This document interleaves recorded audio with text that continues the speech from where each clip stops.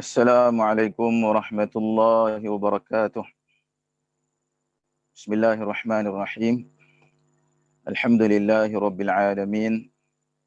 Wassalatu wassalamu al-atammani akmalani ala khairi khalqillah wa ala alihi wa sahbihi wa man walah.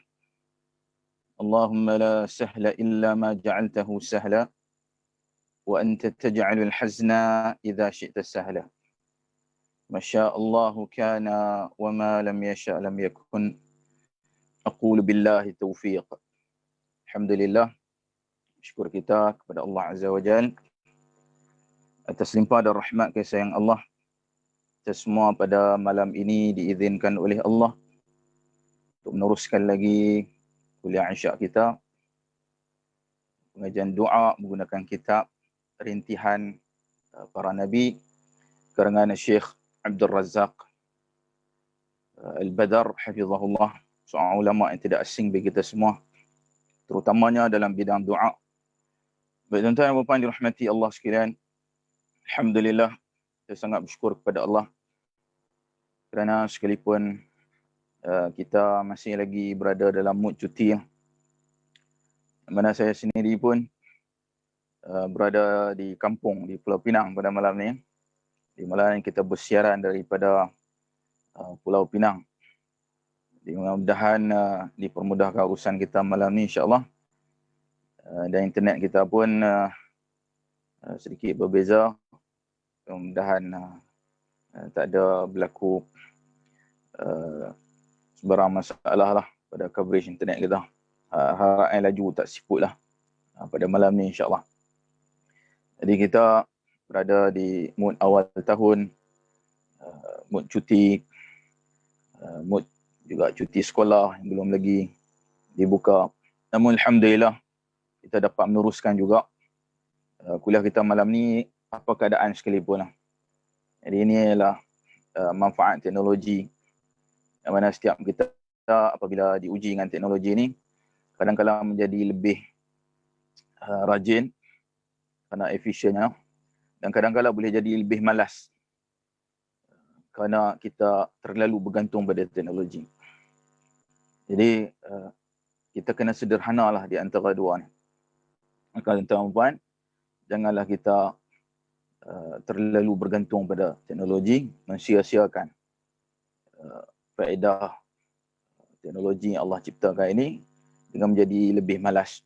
Di mana pun kita boleh bersiaran. So kita kena istiqamah.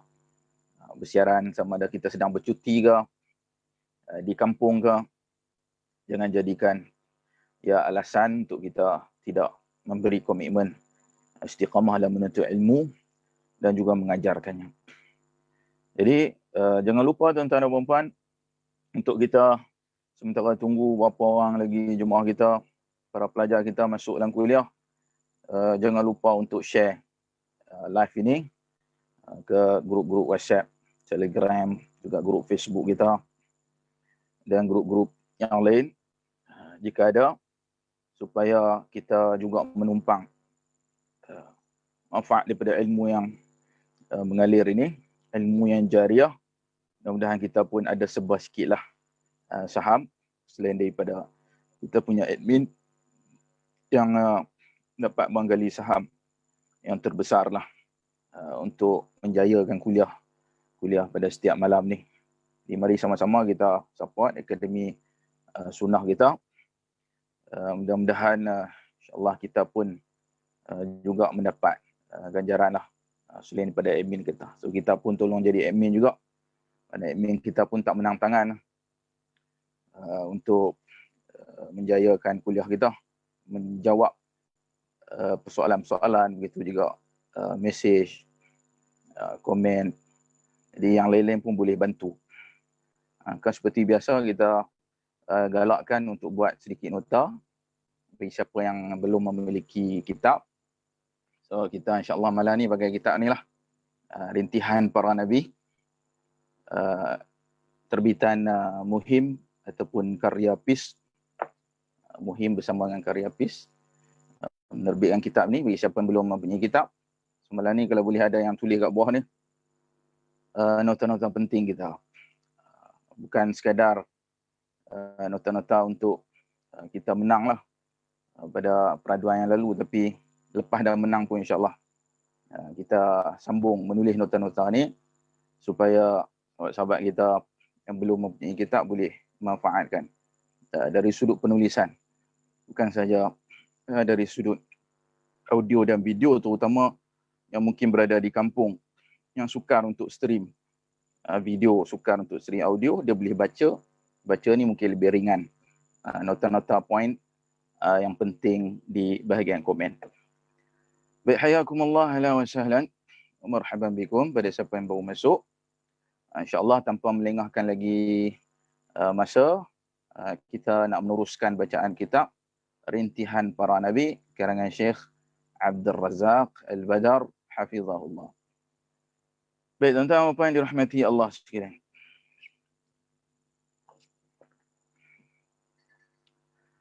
Pada kuliah lalu kita berhenti pada bab doa para Nabi. Kita dah selesai bab kata dengan taubat, kita dah masuk bab doa. Kita selesai bab doa Nabi Nuh alaihissalam. Seperti mana kita sebut pada kuliah yang lepas, doa Nabi Nuh alaihissalam dibahagikan menjadi dua bahagian. Bahagian kepada dua bahagian. Manakala pada malam ni kita masuk bab doa Nabi Ibrahim alaihissalam, yang mana ada 6 bahagian ke semua. 6 bahagian. So ini seolah satu isyarat daripada Syekh Abdul Razak hafizahullah, keistimewaan, kehebatan, kedudukan, ketinggian darjat Nabi Ibrahim alaihissalam. So di antara para anbiya, mereka ni mulia, darjat yang tinggi di sisi Allah Azza wa Jalla. Namun di antara yang tinggi ini ada yang lebih tinggi. Di mana kita sedia maklum Nabi kita sallallahu alaihi wasallam merupakan nabi yang tertinggi, nabi yang paling afdal di antara semua para anbiya. Selain Nabi kita sallallahu alaihi wasallam, ada juga nabi-nabi lain, terutama ulul azmi, mana yang mempunyai keazaman. Azmi mana azam lah. Kita pun pinjam kataan bahasa Arab ni. Yang mempunyai keazaman yang kuat, iaitu mereka ini diuji dengan ujian yang lebih berat berbanding dengan para anbiya rasul yang lain, sekaligus mengangkat darjat mereka. Jadi kita faham di sini bahawa Allah Azza wa Jalla apabila nak mengangkat darjat seseorang, Allah mengujinya seperti mana para anbiya. Jadi anbiya diuji dengan ujian yang lebih berat, sekaligus mengangkat darjatnya dengan lebih tinggi. Maka jika anbiya diangkat darjat, begitu juga umat-umat mereka seperti mana kita semua juga diangkat darjat jika diuji. Maka janganlah terlalu bersedih apabila kita diuji. Ya fitrah lah. Semua orang yang diuji pasti akan sedih. Fitrah manusia. Namun janganlah terlalu sedih kerana di sebalik ujian itu ia sebenarnya mengangkat darjat seperti mana para anbiya. Jadi Nabi Ibrahim alaihissalam diangkat darjatnya di sisi Allah Azza wa Jalla sehingga diberi gelaran Khalilullah, iaitu kekasih Allah. Kekasih Allah. Jadi istilah Khalilullah ini menunjukkan istimewa Nabi Ibrahim alaihissalam, sehingga kan bagi siapa yang menunaikan haji ke umrah ke, macam admin kita Haji Safwan setiap tahun pergi haji, kecuali tahun ni lah, kecuali tahun lepas lah. Tahun ni insyaAllah mudahan diizinkan bagi kita untuk tunaikan haji. Siapa yang menunaikan haji, menunaikan umrah, kita mesti dah biasa dengan jalan, nama jalan Ibrahim Al-Khalil. Ibrahim Al-Khalil, mana Nabi Ibrahim AS Khalilullah, kekasih Allah. Sehingga kan diabadikan nama Nabi Ibrahim. Area belakang Menara Jam lah. Itu jalan Ibrahim Al-Khalil. So, Nabi Ibrahim AS diberi gelaran yang istimewa. Maka Syekh Abdul Razak hafizahullah membuat 6 bab untuk doa Nabi Ibrahim. Ini Nabi Nuh AS 2, 2 bab untuk doa. Nabi Adam AS 1. Nabi Ibrahim AS 6. Jadi malam ni insyaAllah kita nak selesaikan bab yang pertama lah. Berkaitan dengan doa Nabi Ibrahim. So, kita dah baki lagi 5. Itu sikit faedah, mukaddimah berkaitan dengan bab doa Nabi Ibrahim AS. Bagaimana ia disusun berbanding dengan doa para anbiya yang lain. Baik. Dalam firman Allah Azza wa Jalla, iaitu dalam surah Al-Baqarah ayat 126. Suratul Baqarah ayat 126. Allah Azza wa Jalla berfirman, A'udzubillahi minasyaitanir rajim. Wa idh qala Ibrahim rabbi ij'al hadha baladan amina warzuq ahlahu minats thamarati man amana minhum billahi wal yawmil akhir. Maksudnya, dan ketika Ibrahim alaihissalam telah berkata, wahai Tuhanku, engkau jadikanlah ini sebagai negeri yang aman dan engkau berikanlah rezeki kepada penduduknya sebahagian dari buah-buahan, iaitu orang yang beriman dari kalangan mereka dengan Allah dan hari yang terakhir. Baik, doa ini dipanjatkan oleh Nabi Ibrahim AS pada Allah Azza wa Jalla berkaitan dengan keamanan negeri Mekah. Jadi bab ini cerita pasal keamanan Mekah saja. Sebab itu tajuk kita kat atas ni, tuan-tuan perasan, kita buat tajuk apakah maksud doa keamanan Mekah. Doa keamanan Mekah. Sehingga kan doa keamanan Mekah ini jadi satu bab. Jadi satu bab di antara 6 tadilah. Ia menunjukkan keistimewaan Nabi Ibrahim AS dan keistimewaan negeri Mekah. Sehingga doa pasal Mekah ni saja satu bab. So, malam ni saya akan cerita pasal Mekah saja. Doa keamanan Mekah. So dalam ayat ini Nabi Ibrahim AS berdoa pada Allah Azza wa Jalla supaya dijadikan negeri ini sebagai negeri yang aman. Dan negeri ini yang dimaksudkanlah negeri Mekah. Negeri Mekah. Kemudian Nabi Ibrahim AS mendoakan rezeki pada penduduknya dari buah-buahan, iaitu orang yang beriman pada Allah dan hari akhirat. Dan Nabi Ibrahim AS doa rezeki, doa juga keamanan untuk orang yang beriman. Dalam firman Allah Azza wa Jalla yang lain pula, dalam surah yang lain, itu surah Ibrahim ayat 35-37. Surah Ibrahim ayat 35 sehingga 37.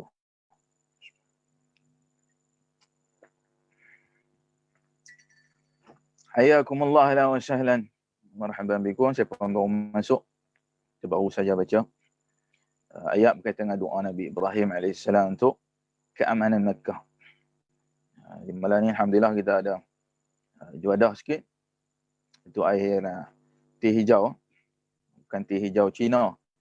Ini teh hijau Siamnya. Teh hijau Siam, bukan teh hijau Cina. Baik. Allah Azza wa Jalla berfirman dalam surah Ibrahim ayat 35 hingga 37. A'udzubillahi minasyaitanir rajim. Wa idh qala Ibrahim rabbi ij'al hadzal balada amina wajnubni wa baniya an na'budal asnam. Rabbi innahunna adlalna katsiran minan nas. فمن تبعني فإنه مني ومن عصاني فإنك غفور رحيم ربنا إني أسكنت من ذريتي بواد غير ذي زرع عند بيتك المحرم ربنا ليقيموا الصلاة فاجعل أفئدة من الناس تهوي إليهم وارزقهم من الثمرات لعلهم يشكرون. Maksudnya ketika Ibrahim AS telah berkata, wahai Tuhanku, engkau jadikanlah ini, iaitu negeri ini aman, dan engkau jauhkanlah aku dan anak-anakku dari penyembahan kami akan berhala-berhala. Wahai Tuhanku, kerana sesungguhnya mereka telah menyesatkan bilangan yang banyak dari kalangan manusia, maka jika sesiapa mengikutku, sedemikian sesungguhnya dia adalah sebahagian dari golonganku. Dan jika sesiapa menentangku, sedemikian sesungguhnya Engkau Maha mengampuni, Maha mengasihani. Wahai Tuhan kami, sesungguhnya aku telah menempatkan sebahagian dari keturunanku di lembah yang tidak mempunyai tumbuh-tumbuhan, berdekatan rumahmu yang disucikan.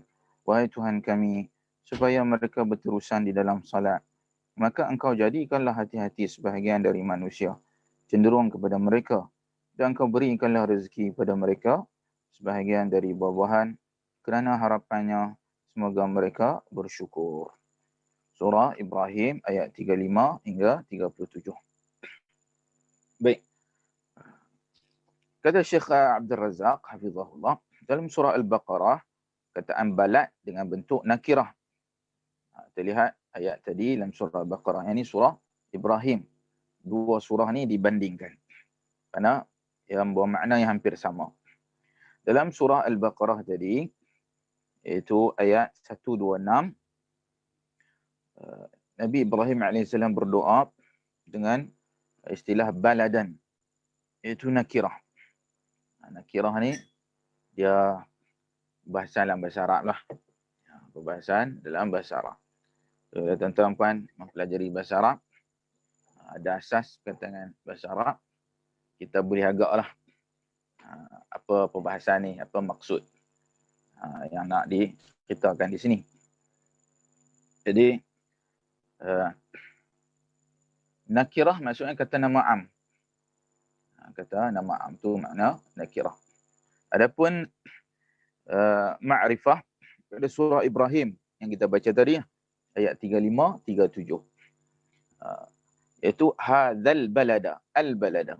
Ada alif lam kat depan, itu ma'rifah. Baladan tanpa alif lam kat depan, itu nakirah. Dan kata nama am dan kata nama khas.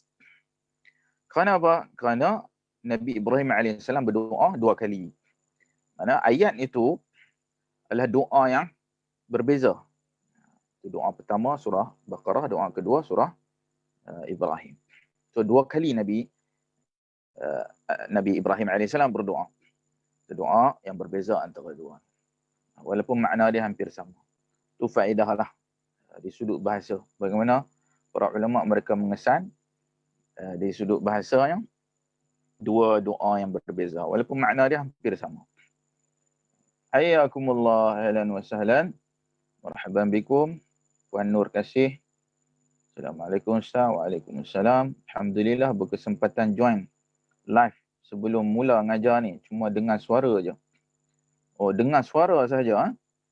Tak dapat dengar. Tak dapat melihat dia punya video. Dengar suara saja. Baik. Alhamdulillah lah daripada tak dengar langsung kan. Saya kuliah dulu. Lepas kuliah mengajar pula. Nur Kasih. Puan Syarimah Zabiri. Assalamualaikum Ustaz. Alhamdulillah dapat hadir. Waalaikumsalam warahmatullahi. Alhamdulillah. Dapat juga hadir. Hayyakumullah wa sahlan. Baik. Alhamdulillah malam ni nampaknya dekat page saya sini, page bersama Mak Razi, kita dapat cross posting. Alhamdulillah dapat cross posting. Dia naik dekat ni page. Okay, admin kita boleh tengok dekat page-page lain boleh cross posting ataupun tidak. Dekat Muhim kita ada page PIS, karya PIS 1, karya PIS 2, Muhim, dan juga IKAF dan berbagai lagi page lain lah. Okay, admin kita boleh check dia boleh cross posting ataupun tidak. Baik. Hayyakumullah ahlan wa sahlan wa marhaban bikum. Baik. Itu faedah di sudut bahasa Arab. Dan kata Syekh Abdul Razak lagi, doa yang pertama itu doa dalam surah Al-Baqarah sebelum Kaabah dibina. Maka yang menggunakan bentuk nakirah pada konteks itu. Konteks mana ya secara umum. Sebab apa? Kaabah belum lagi dibina. Secara umumnya dia menggunakan perkataan baladan. Kata nama umum. Bukan kata nama yang khas. Namun dari sudut perbahasan Kaabah ni siapa yang bina? Wallahu alam. Ini menjadi bahasan yang panjang di kalangan para ulama. Bahasan yang panjang di kalangan para ulama. Syekh kami dulu di Fakulti Hadis, kuliah hadis Universiti Islam Madinah, Dr. Syekh Suud Al-Jurbu' hafizahullah, dia ada bahas tentang siapa dan dia buat tarjih ataupun dia pilih pandangan yang kuat dalam masalah ni adalah Nabi Adam alaihissalam lah yang membina Kaabah. Nabi Adam alaihissalam yang membina Kaabah. Nabi Ibrahim alaihissalam membina semula Kaabah. Binaan semula. Ia memperbaikinya, meninggikannya semula. Tapi asasnya Kaabah itu dibina oleh Nabi Adam alaihissalam. Apapun ni khilaf yang mu'tabar lah. Khilaf yang mu'tabar. Jadi yang dimaksudkan di sini, sebelum Nabi Ibrahim alaihissalam membina semula Kaabah, jadi tapak Kaabah tu dah ada untuk dibina semula. Sebelum bina semula, doa dia secara am. Adapun secara khas, secara khusus, setelah Makkah ni dah ada penduduk yang tetap. Maka konteks ketika itu, ma'rifah ataupun secara khusus. So, Nabi Ibrahim AS doa 2 kali. Sebelum Kaabah dibina, lepas daripada Kaabah dibina dan adanya penduduk tetap, maka digunakan konteks ma'rifah. Baik.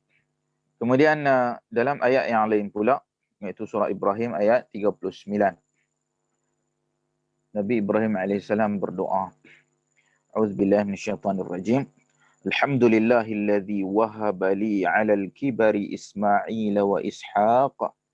Inna rabbi lasami'ud du'a.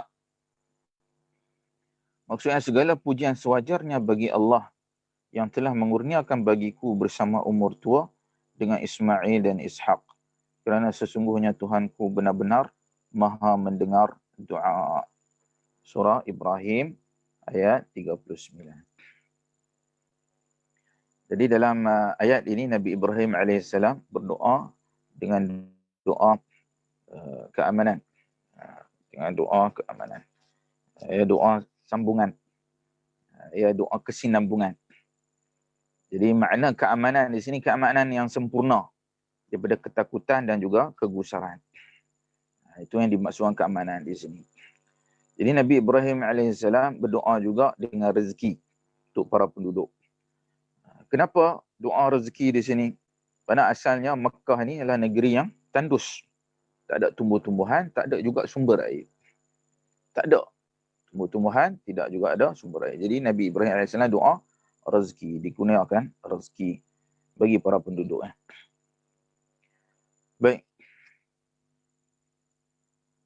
Juga Nabi Ibrahim AS mendoakan keamanan di sini, keamanan dari sudut sumber asasi yang kita sebut tadi, air, buah-buahan, tumbuh-tumbuhan, juga dari sudut apa? Suci.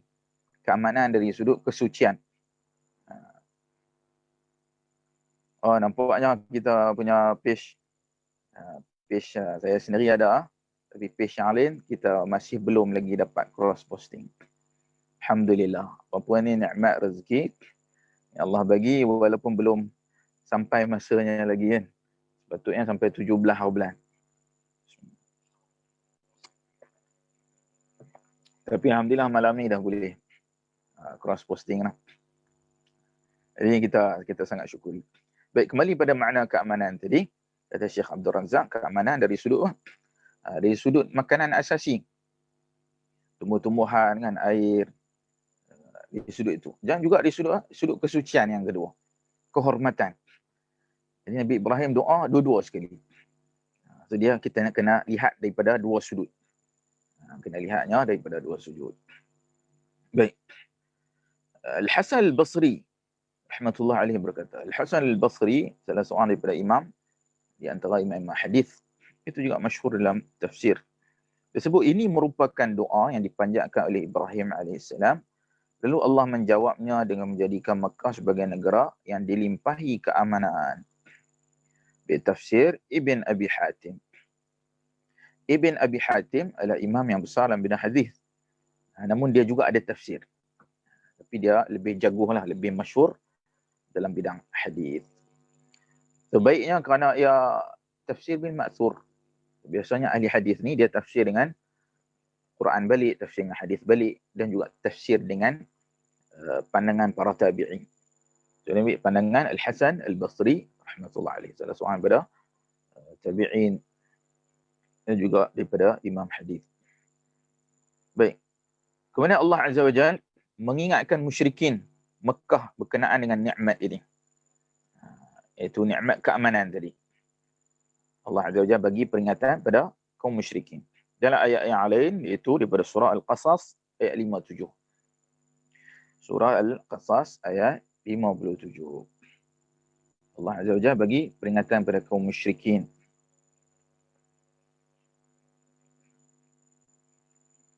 Baik. Kata Allah Azza wa Jalla, a'udzu billahi minasyaitonir rajim. Awalam numakkin lahum haraman aminan yujba ilaihi thamaratu kulli syai'ir rizqa.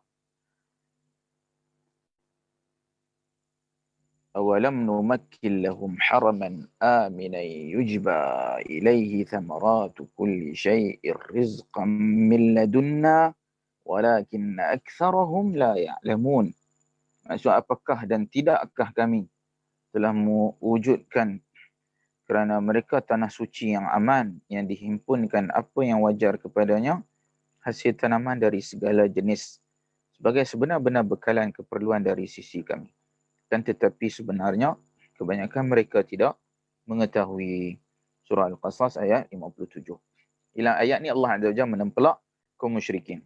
Yang mana asalnya Mekah ini adalah tempat yang tandus daripada tumbuh-tumbuhan, daripada air, juga tempat yang orang tidak berkumpul pada.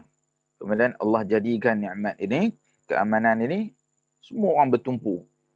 Sama ada orang yang beriman ke, orang yang kufur ke, semua yang bertumpu di situ. Kerana rezekinya, kerana juga keistimewaan darjatnya, kesuciannya. Jadi kedua-duanya Allah bagi, Allah peringat dulunya macam mana, sekarang jangan lupa nikmat ini. Tapi kebanyakan mereka tak mengetahui. Itu kaum musyrikin. Dalam ayat yang lain pula Allah Azza wa Jalla berfirman, itu dalam surah Al-Ankabut ayat 67. Surah Al-Ankabut ayat 67. Allah Azza wa Jalla berfirman, a'udzubillahi minasyaitonir rajim. أولم يروا أنا جعلنا حرما آمنا ويتخطف الناس من حولهم أفبالباطل يؤمنون وبنعمة الله يكفرون. Maksudnya, apakah dan tidakkah mereka telah melihat bahwasanya kami telah menjadikan tanah suci yang aman, sedangkan dibawa pergi manusia dari sekeliling mereka. Apakah maka terhadap yang batil mereka mempercayai, dan terhadap nikmat Allah mereka kufur. Ya, Allah Azza wa Jalla peringatkan lagi sekali nikmat keamanan ini yang diberikan pada penduduk Mekah, kemudian mereka kufur pula daripada nikmat. So kita janganlah menjadi seperti mana sikap kaum musyrikin Mekah. Diberikan nikmat, kemudian kufur. So, hargailah nikmat ini. Kemudian Allah Azza wa Jalla berfirman lagi, wa idh ja'alna al-baita mathabatan lin-nasi wa amna. Maksudnya, dan ketika kami telah menjadikan rumah suci itu sebagai tempat yang selalu dikunjungi kerana manusia, dan sebagai tempat yang aman. Surah Al-Baqarah ayat 125. Sekali lagi Allah Azza wa Jalla peringatkan bagi kita, Allah jadikan rumah ini sebagai rumah yang suci, yang sentiasa dikunjungi, dan sebagai tempat yang aman. Allah Azza wa Jalla berfirman lagi dalam ayat yang lain, wa man dakhalahu kana amina. Jika sesiapa memasukinya, nescaya menjadilah dia selamat. Surah Ali Imran ayat 97. Siapa yang masuk ke dalamnya, maka jadilah dia seorang yang aman, seorang yang selamat. Para ulama mereka bahas tentang suci ini secara syar'i dan secara hakikat. Makna kesucian, makna keamanan tadi secara syar'i pertama, dan juga secara hakikat. Yang keduanya. Baik. Dari sudut aspek syarak, Allah Azza wa Jalla menjadikan sebab-sebab bagi Mekah supaya ia diagungkan, dihormati, diangkat kedudukan. Jadi para ulama menyebut antara Syekh Abdul Rahman bin Nasir As-Sa'di rahimahullah ni salah seorang daripada ulama tafsir, ahli tafsir. Ada tafsir yang masyhur, tafsir As-Sa'di.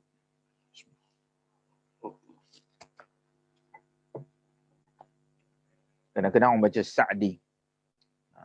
Tapi yang masyhur As-Sa'di lah. Tak ada masalah pun, dia cuma sekadar nama lah. Tafsir As-Sa'di ataupun As-Sa'di. Jadi Syekh Sa'di yang membahagikan menjadi dua, aman secara syarak, aman secara hakikat. Secara syar'i dari sudut syarak dan dia dari sudut hakikat. Baik. Aman secara syarak adalah Allah Azza wa Jalla, Ibrahim dan Muhammad sallallahu alaihi wasallam memerintahkan kita untuk hormati dan mengamankan sesiapa yang memasuki. Jadi sudut syarak, disyarakkan. Maknanya hukum, dijatuhkan satu hukuman bagi siapa yang memburu, menebang, maksud di sudut syarak. Disyariatkan. Siapa yang tebang pokok dilarang. Siapa yang memburu haiwan dilarang. Dan memburu dan menebang pokok ini, ia adalah hukum tanah haram. Bukan hukum orang yang berihram. Kadang jemaah haji, jemaah umrah kan, mereka kadang confused. Tebang pokok ni dan juga berburu ni untuk jemaah umrah, jemaah haji. Tidak, yang untuk sesiapa saja yang masuk dalam tanah haram. Dia adalah hukum tanah. Sebab tu Haji Safwan kita kalau bagi kursus haji, dia selalu tekankan yang ni. So kita kalau duduk saja tak pakai kain ihram, duduk ulang alik salat saja, tak boleh juga. Duduk pergi kacau burung pati. Tak ada benda lain sangat. Burung pati lah. Burung pati yang liar tu, kita tengah pakai ihram, tak boleh kacau.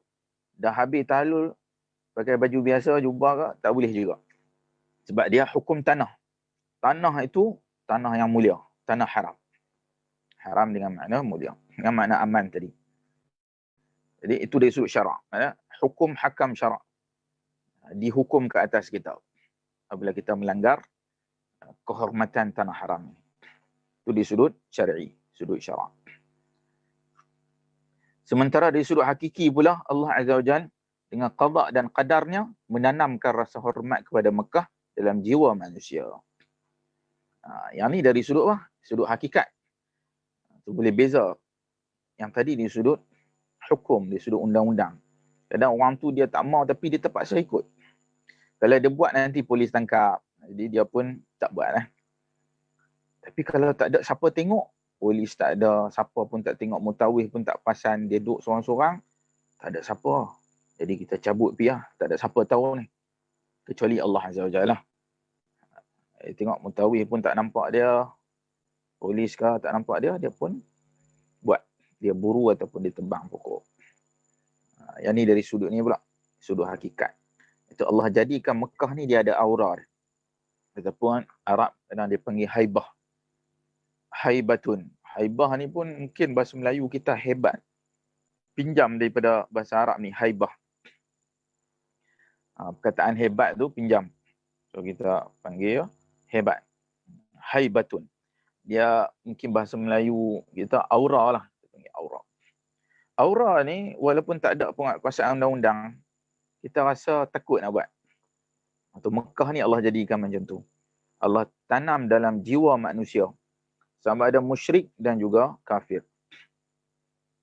Sama ada musyrik ataupun kafir. Kedua-duanya Allah tanam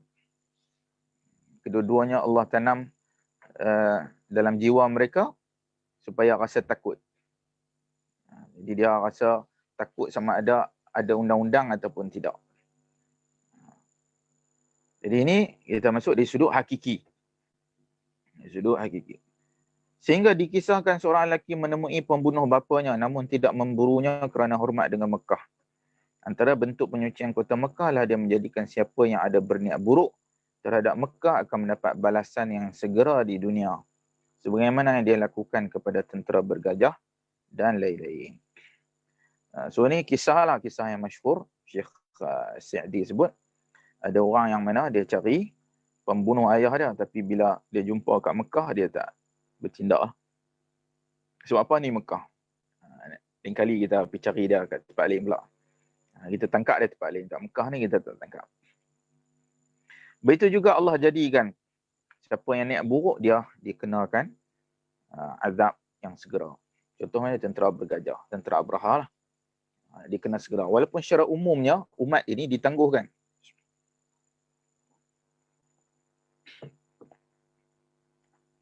Asalnya secara umum umat Muhammad sallallahu alaihi wasallam kita semua ditangguhkan azab bila kita buat satu dosa, kita tak kena cash. Secara umumnya kita tak kena cash, tapi setengah keadaan seperti mana Mekah ini dibayar cash. Setengah keadaan. Jadi Syekh Sa'di menyebut ini antara kes-kes yang khas menunjukkan keistimewaan Mekah. Sebab tu orang apabila pergi umrah, pergi haji juga, dia cukup takut nak kena azab cash ni. Dia selalu ditakutkan nanti kena sampai kan orang nak isap rokok pun takut.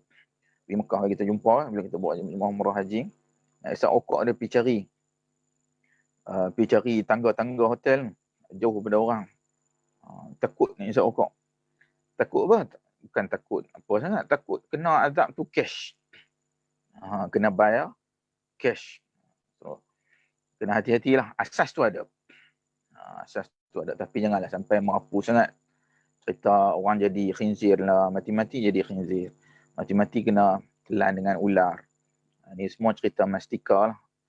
Orang di Mekah Madinah, mereka pun tak pernah dengar cerita.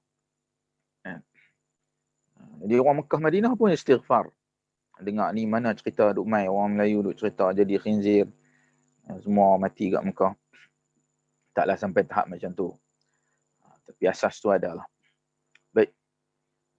Itu tentang makna keamanan yang mana dibahagi kepada dua. So bahagian ini satu yang agak menarik lah.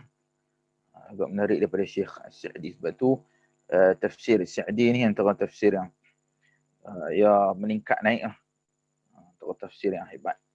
Kerana pembahagian-bahagian yang seperti inilah. Bahagian-bahagian yang menarik. So dia bahagian kepada dua. Secara syarak dan juga secara hakikat. Baik, dalam ayat yang lain pula Allah Azza wa Jalla menceritakan tentang bahayanya mencabul keamanan Mekah. Bagaimana dalam surah Al-Hajj ayat 25. Surah Al-Hajj ayat 25. Allah Azza wa Jalla berfirman, A'udzubillahi minasyaitanir rajim. Innal ladzina kafaru wa yasudduna 'an sabilillahi wal masjidil haram alladzi ja'alnahu lin-nasi sawa'anil 'akifu fihi wal bad wa man yurid fihi bi ilhadin bi dhulmin nudhiqhu min 'adzabin alim.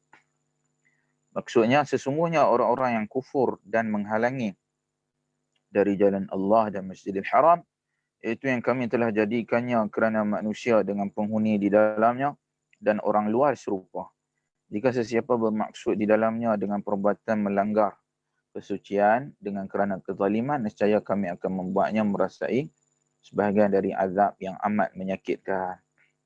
Surah Al-Hajj ayat 25. Baik. Dalam ayat ini Allah Azza wa Jalla menceritakan tentang ancaman azab. Tentang ancaman azab bagi siapa mencabul kehormatan tanah haram Mekah. Sedikit faedah tambahan, faedah dari sudut tajwid. Ayat ini kita lihat bacaan ni antara bacaan yang jarang-jarang kita jumpa. Sawa'anil 'akifu. Sawa'anil 'akifu. Kalau kita belajar bahasa Arab sahaja, kita akan baca sawa'an al-'akifu. Sawa'an al-'akifu. Itu di sudut bahasa Arab lah. Tapi walaupun Al-Quran ini ia dalam bahasa Arab, diturunkan dalam bahasa Arab, tapi Al-Quran dibaca dengan talaqi, dibaca dengan riwayat. Dia tak dibaca dengan kaedah bahasa Arab. Walaupun kalau baca tu taklah berubah makna, tetapi kalau kita nak bacaan yang sempurna, yang tajwid, yang cantik, yang terbaik, maka ia dibaca dengan talaqi. Untuk Quran ni tak madai kita belajar Al-Quran dengan bacaan kita sendiri. Macam kita baca buku. Ia tak sama. Ia dibaca dengan riwayat, dengan talaqi. Itu bacaan yang sempurna. Jadi jangan lupa setiap hari Jumaat,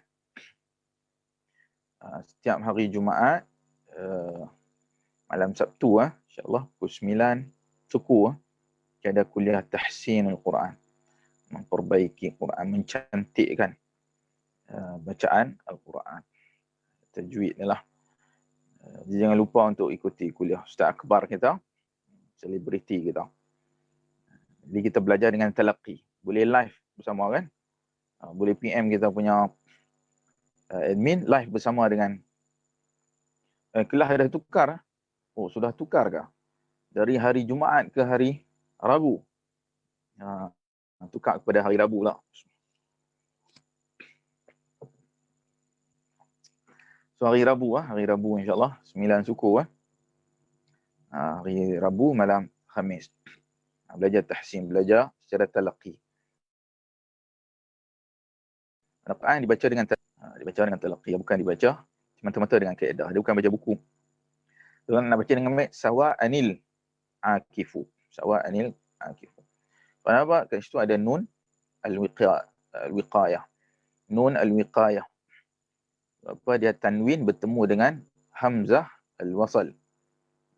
Hamzatul wasal bertemu dengan tanwin, tu dia dibaca dengan nun al-wiqayah. Tu sikitlah faedah tambahan kaitan dengan tajwid ni. Terus selain daripada kita belajar manhaj penting, nombor satu lah. Manhaj untuk kita istidlal, cara kita memahami dalil, kaedah, metodologi. Tapi pada masa yang sama, janganlah kita melupakan Al-Quran. Jangan melupakan juga bahasa Arab. Sebab kadang kita risau juga sebahagian pada jemaah kita, sebahagian pada pelajar-pelajar kita. Mereka selalu sebut di Facebook, tak guna belajar pandai baca Quran, tak guna menghafal Quran, tak guna pandai bahasa Arab. Tetapi manhaj dia tidak benar. Manhaj tak sahih. Satu sudut betul lah. Manhaj yang sahih itu nombor satu. Tapi janganlah sampai kita merasakan taklah begitu penting sangat mempelajari Quran, mempelajari bahasa Arab. Ini juga penting lah. Kerana itu membawa pada manhaj yang sahih. Nak memahaminya sudah tentu dengan mempelajari Quran dan juga bahasa Arab. Baik. Dalam ayat ini Allah Azza wa Jalla memperingatkan kita tentang azab. Itu kata Ibn Abbas radhiyallahu an, sahabat Nabi yang masyhur dalam bidang tafsir. Ibn Abbas ni nama yang tak asing lagi lah. Kata tafsir saja Ibn Abbas lah, sahabat yang paling jago. Kata mencerobohi itu adalah dengan menghalalkan perkara yang Allah haramkan untuknya, daripada caci maki maupun pembunuhan.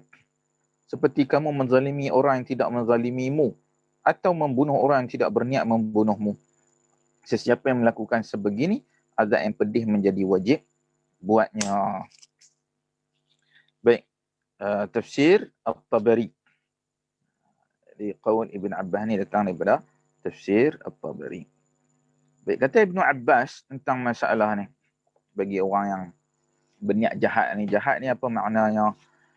Menceroboh ni apa makna? Antaranya caci maki. So, kita tak mau pergi jauh sangat lah. Kita ambil contoh-contoh yang relevan sikit dengan kita semua lah. Antaranya caci maki. Jadi ni jemaah yang banyak jemaah kita duk buat bila pergi Mekah, Madinah, mencaci maki. Jadi hilang sabar. Memang Mekah Madinah ni entah bagaimana Allah Azza wa Jalla memang cipta ya sangat mencabar. Memang Allah cipta ya sangat mencabar. Ada saja benda tak kena. Setakat ni saya duk jadi mutawif ni. Saya jarang-jarang lah. Jadi mutawif ni Haji Sofwan dia selalu. Tuan-tuan boleh tanya pengalaman dia. Setakat saya duk jadi mutawif ni, tak ada pun trip yang tak ada masalah. Semuanya ada masalah. Entah bagaimana Allah Azza wa Jalla memang cipta, pergi Mekah Madinah ni mesti ada masalah. Daripada kecil sampai besar lah. Tak ada yang semua, tak ada masalah langsung, tak ada. Mesti ada. Jadi kadang-kadang bila kita berdepan dengan masalah ni, mulut kita ni, kadang tak apa nak ada takaful lah. Tak apa nak ada takaful. Mulut caci maki, mulut kurang ajar. So, ini salah satu daripada yang disebut oleh Ibn Abbas. So, kita tak payah pergi jauh sangat. Pihak kecil dululah. Mencaci maki juga termasuk. So, walaupun kita tahu memang yang salah tu memang Arab tu salah. Tapi itu tidak menghalalkan. Dia tidak justify. Mak Saleh panggil justify mulut kita yang jahat. So memang dia tu jahat. Tapi yang kita pun jahat juga mulut kita. So jahat bertemu jahat. Tak menyelesaikan masalah. Dia tak justify kan benda tu. Boleh maki, tak ada masalah sebab apa? Dia yang salah. Tak dia salah ke, kita tetap tak dibenarkan untuk caci maki. Jadi kena tahan diri kita. Itu salah satu daripada selain pada yang disebut. Jadi membunuh orang yang tidak berniat membunuhmu. Ini kita lihat isu-isu politik. Itu di antara kerajaan Arab Saudi dengan Houthi, iaitu Syiah di Yaman. Dia gaduh dengan kerajaan Arab Saudi. Tapi apa kaitan Mekah pula? Mekah sentiasa jadi target roket-roket yang dilancarkan oleh Houthi ni. So dia tembak ke Mekah. Ini salah satu daripada pencerobohan di mana disebut oleh Ibn Abbas ini. So dia nak perang-perang lah tapi bukan Mekah. Baik. Kemudian Ibn Mas'ud radhiyallahu anhu pula berkata, jika ada yang berniat buruk mahu melakukan sesuatu di Mekah sedangkan dia berada di Adan Abian, Allah Azza wa Jalla pastikan memberikannya azab yang pedih. Juga dalam tafsir At-Tabari. Kata-kata daripada Ibn Mas'ud iaitu Abdullah Ibn Mas'ud radhiyallahu anhu, juga masyhur dalam bidang Al-Quran. Ibn Mas'ud ni dia lebih pada qiraat. Lebih pada qiraat, dia punya speciality dia, kepakaran dia ke arah qiraat, cara-cara membaca Quran yang sedikit berbeza antara satu sama lain. Baik. Kalau dia melakukan sesuatu, dia niat nak buat sesuatu yang buruk di Mekah, sedangkan dia tak masuk pergi Mekah, dia berada di sempadan. Masuk nanti Adan, Abian kat sempadan. So, walaupun dia dah niat di sempadan tak masuk lagi, maka Allah akan beri dia azab yang pedih. Lepas tu kita lihat antaranya peristiwa Abraha lah. Peristiwa Abraha. So, peristiwa Abraha ni wallahu alam, mereka ahli sirah menyebut ia berada di sepadan. Sepadan dengan tanah haram, iaitu di Muzdalifah. Arafah bukan tanah haram. Arafah ia di luar daripada tanah haram. Arafah itu bila dia nak masuk dah ke Muzdalifah, ia di sepadan tanah haram. Tentera Abraha ni dah kena. Dia tak semestinya dia duduk betul-betul tengah kat dalam dah. Dekat sepadan pun dia boleh kena lah. Dia boleh kena. So, Ibnu Mas'ud bagi peringatan kat kita, tak semesti duduk dalam dah. Duduk dah dekat luar, dah nak masuk, dah niat, dia pun boleh kena juga.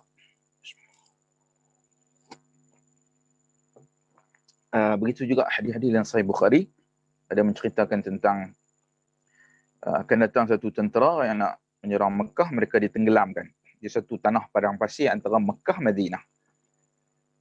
Jadi dia nak masuk ke Mekah, tapi sebelum tu lagi di padang pasir mereka ditenggelamkan. So dia dah kena azab dah, walaupun tak masuk lagi Mekah. Apatah lagi kalau dah masuk. Kalau memang dah duduk dalam Mekah dah, lagi azab. Kalau duduk kat luar pun dah boleh kena. Baik, itu perkataan para salaf. Perkataan para salafus salih dalam masalah ni.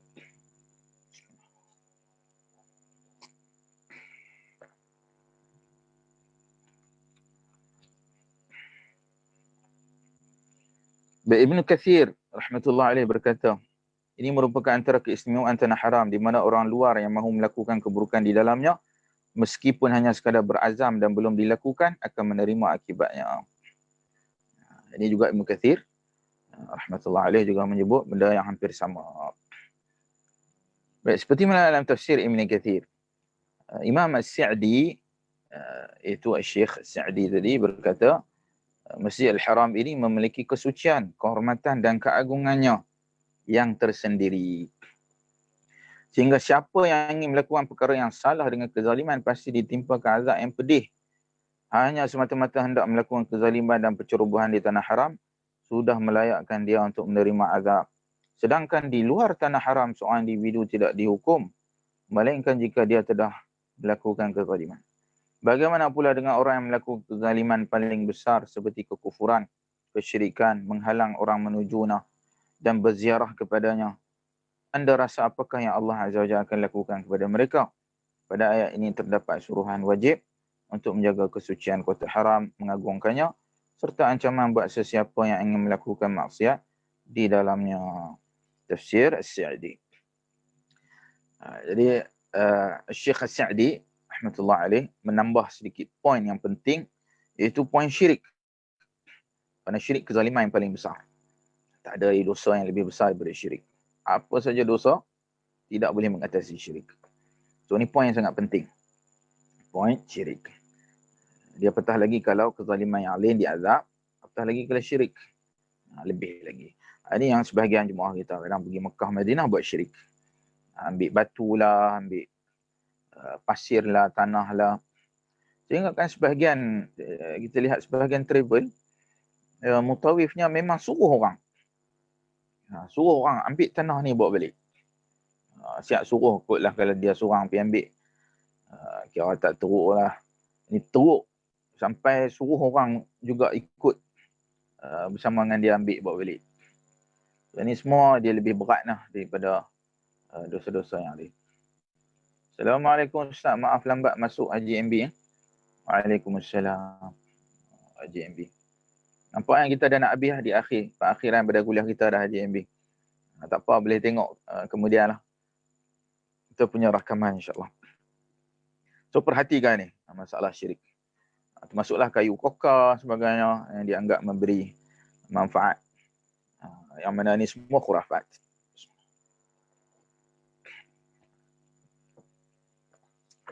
Baik. Manakala dalam khutbah Nabi SAW Hajjatul Wada', haji perpisahan. Khutbah dalam Hajjatul Wada', Nabi SAW bersabda, Inna dima'akum wa amwalakum haramun alaikum ka hurmati yaumikum hadha fi syahrikum hadha fi baladikum hadha. Maksudnya sesungguhnya nyawa dan harta kamu semua adalah haram untuk dicabuli sebagaimana sucinya hari ini pada bulan suci ini pada negara suci ini. Baik, hadis ni mungkin dia terlepas pandang cetakan. Tak ada nota kaki kat bawah, ada nombor saja. Nombor 76, nota kaki tak ada kat bawah. Mungkin terlepas pandang lah pada cetakan ke. Jadi ni take note lah kita punya admin dan juga penerbit kita. Muka surat 76. Muka surat 76. Nombor nota kaki pun 76 juga.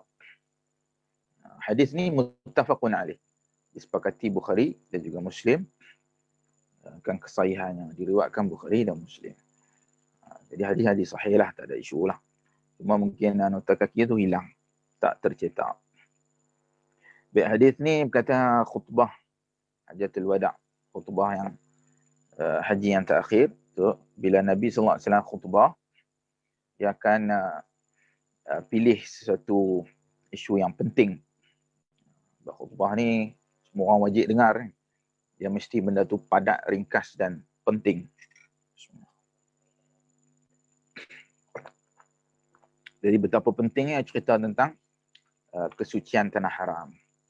Nabi SAW menyebut tentang sucinya nyawa, harta, seperti mana sucinya hari ini, bulan ini dan negara suci ini, iaitu Mekah lah. Jadi sucinya Mekah tu seperti mana nyawa dan harta. Kalau kita sayang nyawa kita, maka kita kena sayang Mekah seperti mana nyawa. Kalau kita sayang harta kita, kita kena sayang Mekah seperti mana juga harta kita. Baik. Alhamdulillah, selesai bab kita pada malam ini tentang doa Nabi Ibrahim AS untuk keamanan Mekah. Ya, sedikit faedah tambahan di antara Mekah Madinah mana yang lebih afdal. Kerana doa ni cerita Mekah aja. Mana yang lebih afdal? Wallahu ta'ala alam. Memang majoriti jumhur para ulama pandangan Mekah lebih afdal daripada Madinah. Kecuali Imam Malik rahmatullah alaih. Imam Malik pandangan Madinah lebih afdal daripada Mekah secara keseluruhan lah. Dia jangan kira secara khusus. Tapi secara keseluruhannya, Mekah Madinah mana lebih afdal? Madinah lebih afdal. Doa ini memang doa Nabi Ibrahim AS. Doa Nabi Ibrahim. Jadi cerita pasal Mekah lah. Adapun doa Nabi kita SAW dengan Madinah. So, Nabi juga berdoa untuk Madinah. Dan Nabi kita lebih afdal. Jadi doa Nabi kita juga lebih afdal berkaitan dengan Madinah. Dan di Madinah juga, Nabi kita SAW kembali. Kita sedia maklum, Nabi kita asal daripada Mekah. Dan Nabi berhijrah ke Madinah. Kerana di Mekah dia diancam bunuh. Namun selepas ancaman itu selesai, dan Mekah telah dibuka dalam Fathu Mekah. Mana dah habis, tak ada isu. Nabi SAW tetap balik ke Madinah. Kenapa dia balik ke Madinah? Sedangkan Mekah dah dibuka. Tak ada lagi isu dah. Balik juga ke Madinah. Menunjukkan bahawa Nabi SAW mencintai Madinah lebih berbanding dengan Mekah. Kalau tak, dia akan kekal duduk di Mekah. Sampailah baginda wafat. Tapi tak, dia memilih untuk wafat di Madinah. Jadi secara umumnya Madinah lebih afdal. Apapun kedua-duanya afdal lah. Namun secara peribadi, saya sendiri pun lebih selesa tinggal di Madinah. Kalau kita nak buat umrah, nak buat haji, kita pergi Mekah lah. Tapi kalau nak tinggal, nak duduk lama, maka di Madinah lebih tenang, lebih selesa, lebih sesuai dengan jiwa kita. Ya, ini pun kebanyakan jemaah-jemaah umrah kita, jemaah haji ke, cakap benda yang sama. Madinah, jika nak tinggal, maka lebih sesuai lah. Lebih tenang, lebih selesa. Secara keseluruhannya, Madinah lebih afdal berbanding dengan Mekah.